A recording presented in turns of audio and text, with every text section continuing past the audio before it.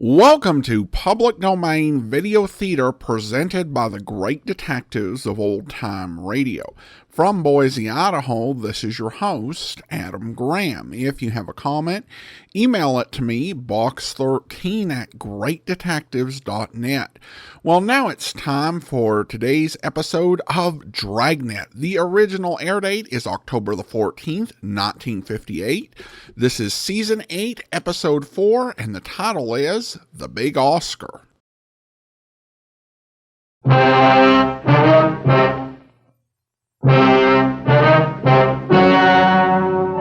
Ladies and gentlemen, the story you are about to see is true. The names have been changed to protect the innocent.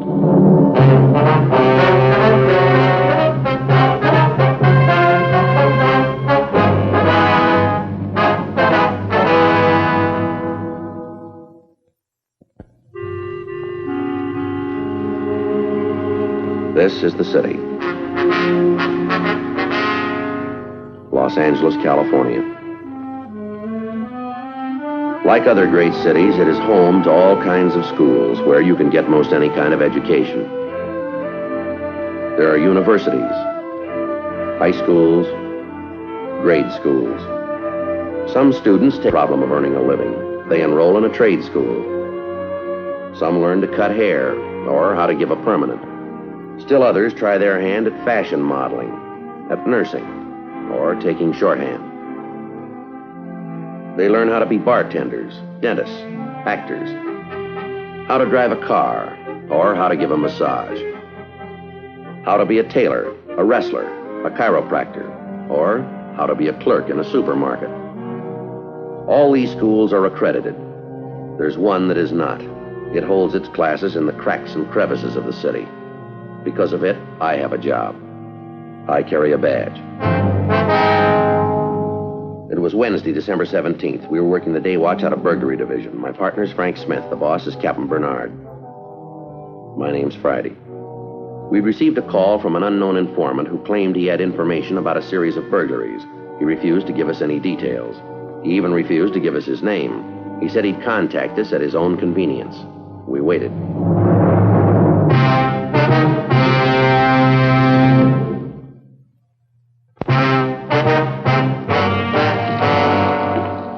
Who's Lieutenant Friday? I am. Is there something I can do for you? I talked to you on the telephone before. I finally decided to come and talk to you. What was that name? I didn't give you any name. I told you I knew about some things that were stolen. Oh, yeah. I think I remember that call. Sit down. Thank you. I finally made up my mind it would be best to come in and talk to you. I want to do what's right. Could we have your name, please? Yeah. You can have it. Hovek. Hovek. Oskar Hovek. Huh. I know that's kind of a hard one to spell. It's Norwegian. I've figured out a way to change the spelling, but I haven't got around to it yet. H-O-V-E-J-G.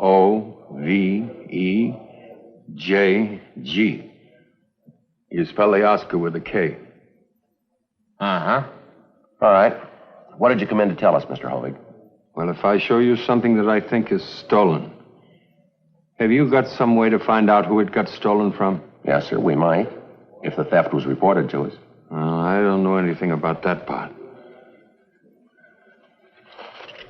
This is all I know. I hope I'm doing the right thing.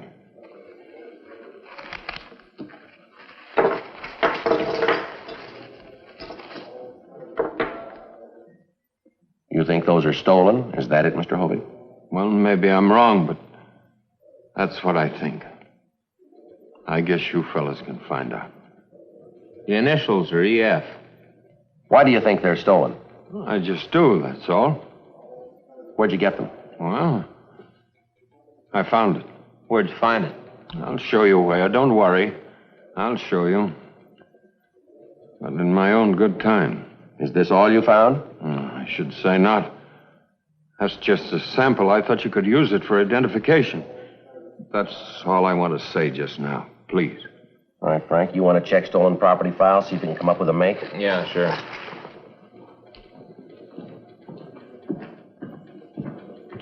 Mr. Hovig, Yes?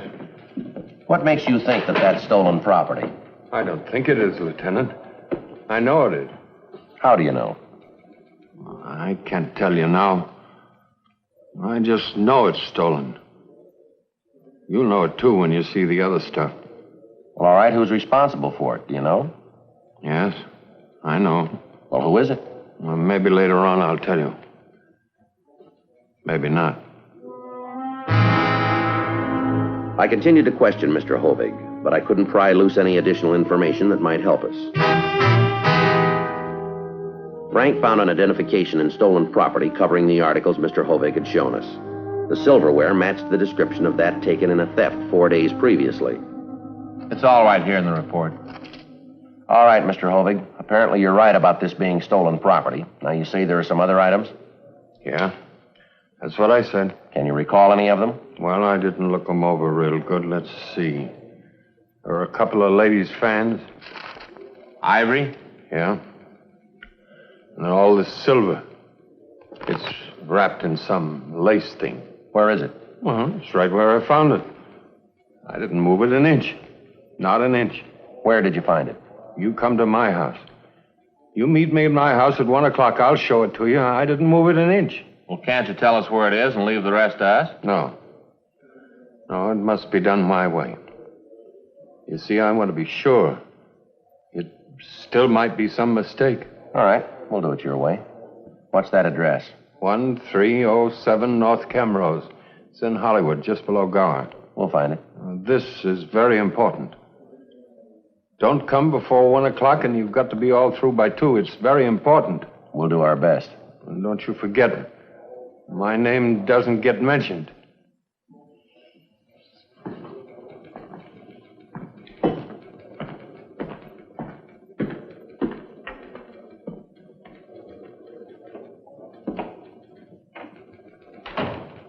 Well, we've worked some strange ones, but this is shaping up a real winner, isn't it?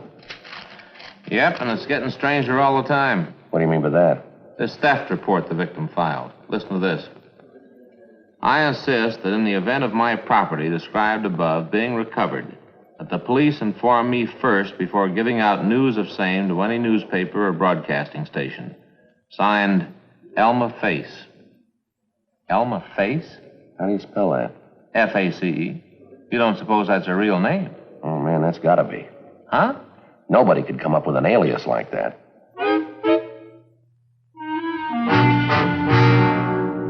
Frank and I decided to drop by and talk to Mrs. Face before we met Mr. Hovig at his home.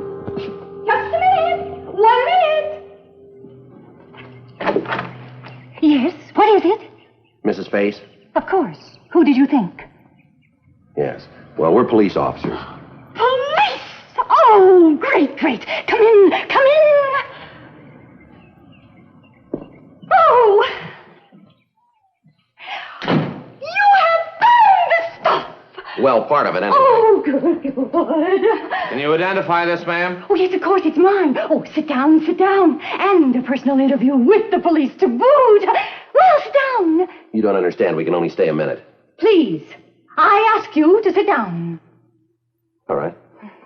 I just want to jot down a few notes. It won't take but a jiffy. Now, Mrs. Face, we'd like to ask you a few questions. Now, let's see. My notebook is here someplace. I keep thinking I should tidy up a bit, but it would just get messed up again, so what's the use? Oh, some of my very best thoughts are in here someplace. You know how writers are. And it would be such a shame. Do you know Tom Carlyle? What divisions do you work out of, ma'am? Oh, no. He was a very famous author. He wrote The French Revolution about 100 years ago. And guess what happened to his very first volume? Millions of words. A cleaning woman came into the room and threw them all away.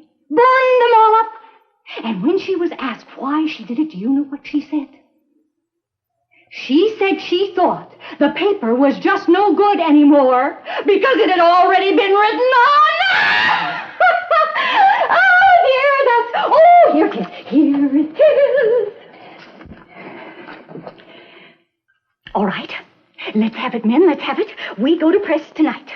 Well, I'm afraid we can't give you a complete story yet, Mrs. Face. What do you mean? What in the world do you mean? Now, if anybody scoops me, it's going to be me, you understand? You've got the stuff. That's my silver spoon, and you've got the guy. So why shouldn't I get my own story? I am waiting for your answer.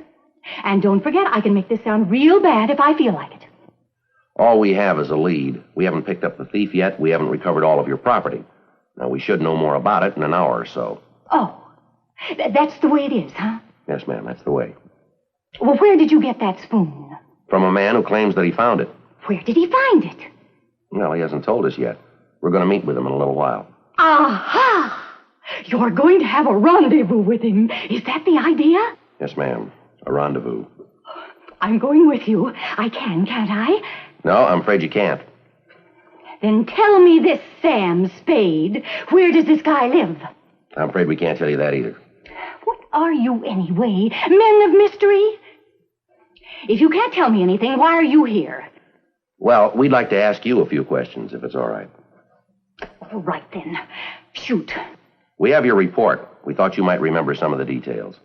I didn't tell anything in that report. I didn't tell any lies, mind you. I just boiled it all down. I said that this box of stuff was stolen from my car. But I didn't say I saw the whole thing. You saw the theft, did you? Sure. What did you think? My eyes are open, Mr. Wide Open.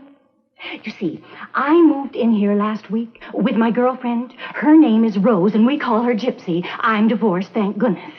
Oh, yes. Anyway, while we were moving in, I looked out of that window there, and I saw this guy carrying a box across the lawn. My box, my silver, my heart. Your heart. It stopped. When I saw him, I mean. Can you describe the thief for us? Well, not so it would help you much. I only saw him from the back, and he was bent over, lugging my silver away. I was going to rush out after him, but by the time I got outside, he was in his car and going. Well, now, can you remember anything about him that might help us? He was a tall, big man. Even bent over a bit, carrying that box, I could tell that. I was a bit upset, you understand, but I did notice something that might help you. Well, what was that? He threw a glove out of the window of his car. A glove? That's right. This one. Oh, just threw it out, you know. And there was an L in the license number, and the color of the car was green. Well, why didn't you put all of this in your report? I told you. I didn't want to get scooped. I want it in my paper first. Now, that shouldn't be hard to understand. Well, just what paper do you write for? This one. The Southwest Record? It's a throwaway. I am the editor of this sheet, and don't call it a throwaway. It's a shopper's weekly. So you didn't want any other paper to print the story before you did. Is that it? That is what I keep telling you, man. And you haven't printed your story yet? No, siree. Not a single word of it. You know, on second thought, it might be a good idea for you to be with us when we have our meeting this afternoon. Fine, fine. When? 1 o'clock. Good. That'll give me time to change. Where shall I meet you? The address is 1307 North Camrose. 1307. I'll be there. Oh, say, in case I have to ask, what's your name? Joe Friday. Friday. Friday? Oh, that's a funny name. Yes, sir. I guess it is, Mrs. Face.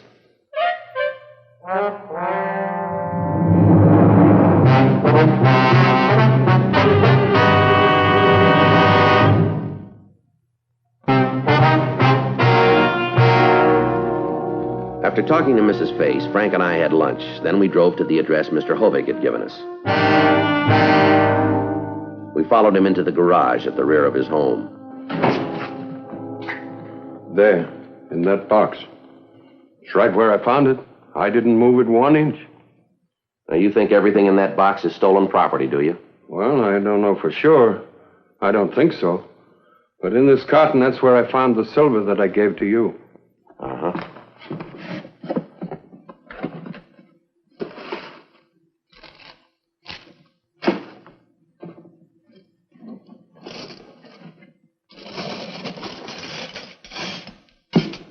Yeah, it looks like it, all right. Sure does. When did you find this stuff, Mr. Hovig? Monday. I was neatening up this bunch of things. And I lifted that one by the string, and it broke. It turned over, and a piece of silver fell out. Well, I picked it up, and I noticed it had initials on it. I didn't recognize those initials. Then I didn't know, so I forgot to mention it. Mention it. At supper. But after they went to bed, I came out to lock up, and I began to think about it. So I looked a little more in the box, and I saw the lace and a picture of somebody that's not in the family. Yes, sir, we understand. Well, I never trusted that fellow the minute I looked at him. Now, who do you mean, Mr. Hovey? My son-in-law. Oh. My own son-in-law. You think he might know something about this, do you? Well, I'm not accusing him. That's up to you fellas to accuse him. I'm only trying to do what's right. When you tell my daughter you leave me out of it, that's the whole idea. I want to be a good citizen and respect the law and everything.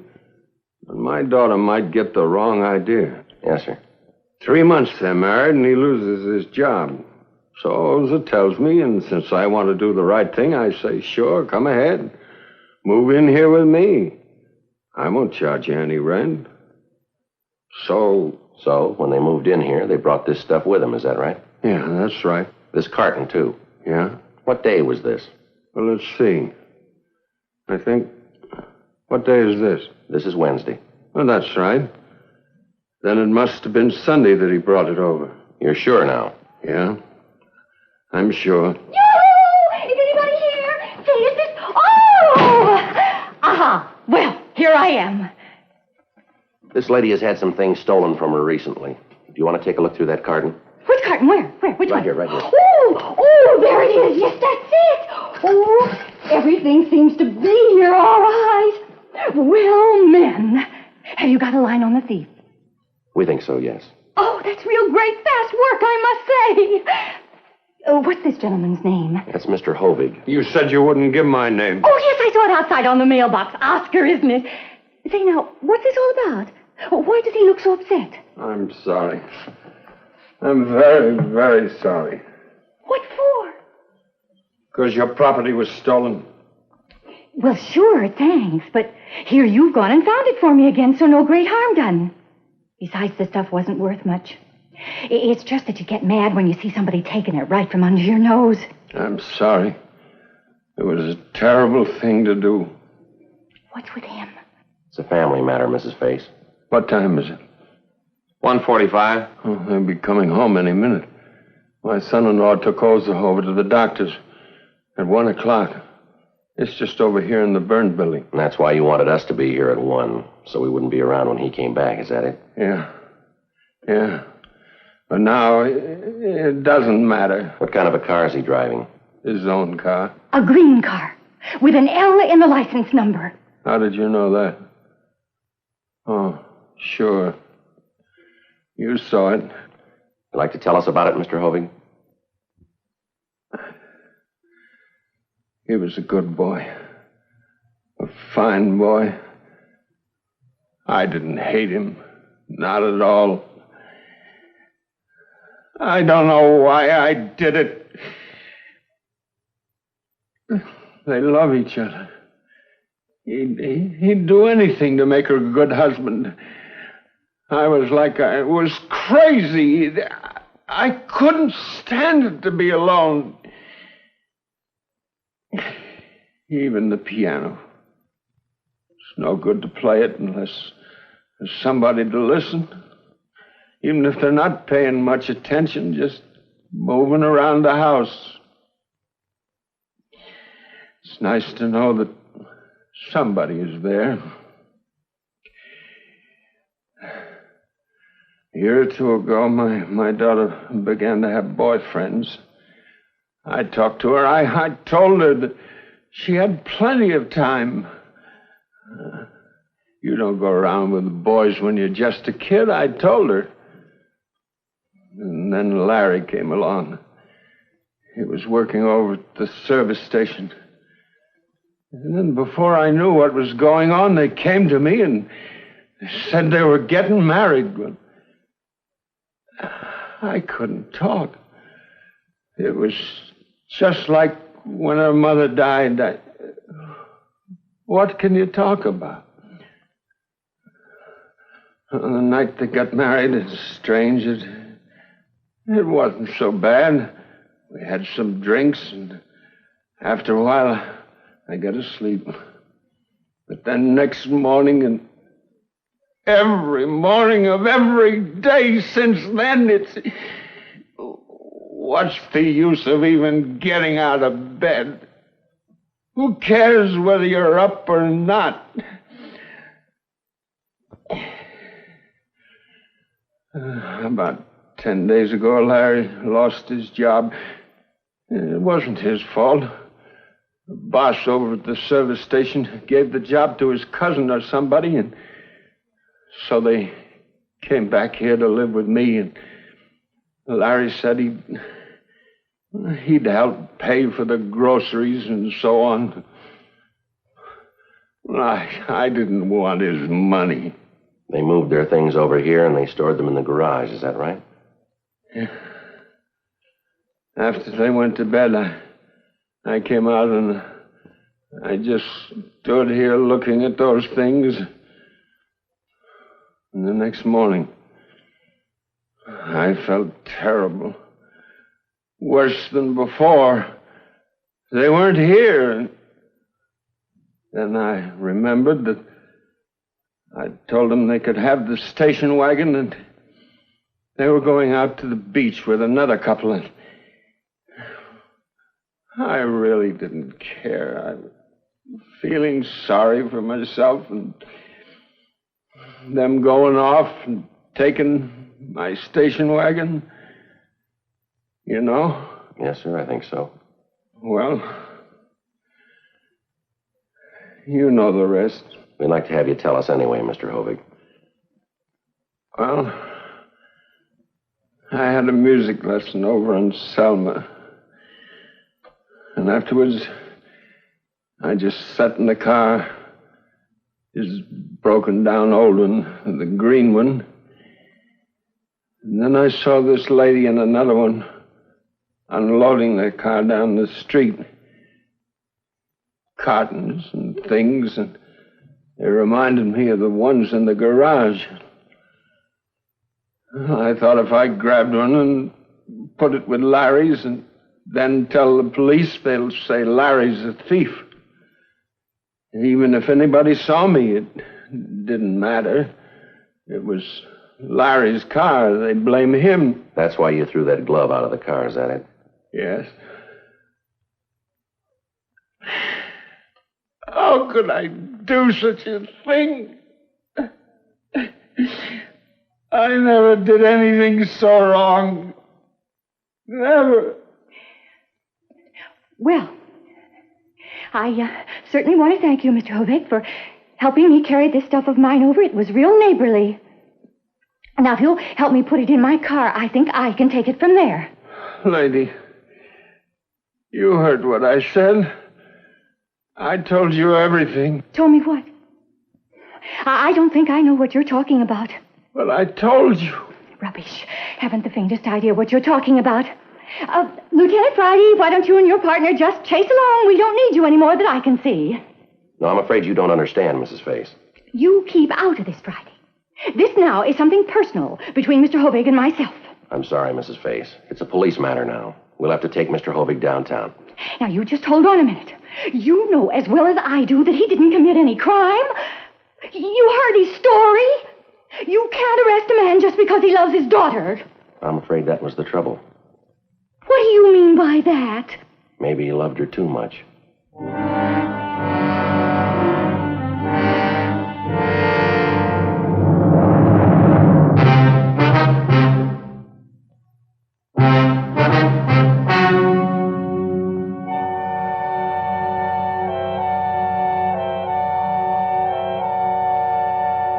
On June 5th, trial was held in Municipal Court of the Los Angeles Judicial District, State of California.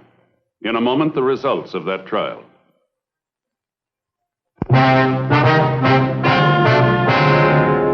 The suspect pled guilty to the charge of petty theft, 1 count. Petty theft is punishable by a fine not to exceed $500. or by imprisonment in the county jail for a period of not more than 6 months, or both such fine and imprisonment.